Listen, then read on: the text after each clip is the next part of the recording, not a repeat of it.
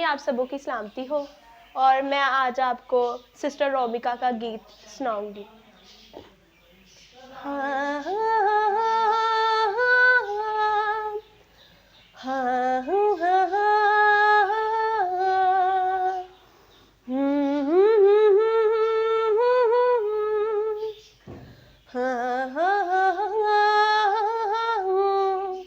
छुया पल्लाते मेरी चंगे आई ते उमरा दे रोग टुट गए।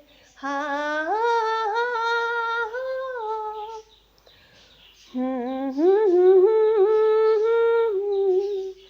छुया पल्लाते मेरी चंगे आई ते उमरा दे रोग टुट गया हो तक यशु जी दा मुखड़ा इलाही ते उमरा दे रोग टुट गए।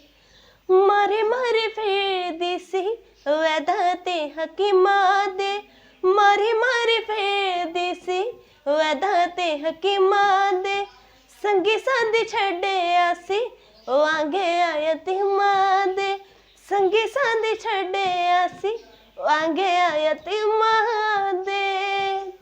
ओ मेरी किसे ने ना सुनिए दुहाई ते उमरा दे रोग टुट गए। छुया पल्लाते मेरी चंगे आई ते उमरा दे रोग टुट गए।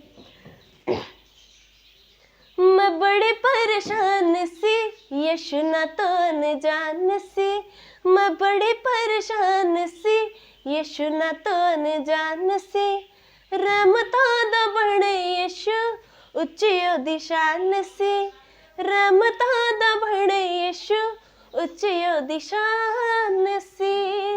ओ यीशु मिलिया ते मिलिए खुदाई ते उमरा दे रोग टुट गए। छुया पल्लाते मेरी चंगे आई ते उमरा दे रोग टुट गए। आमीन। अगर आपको मेरा गीत पसंद आया तो कमेंट्स में ज़रूर बताना। खुदावन आप सबको बरकत दे।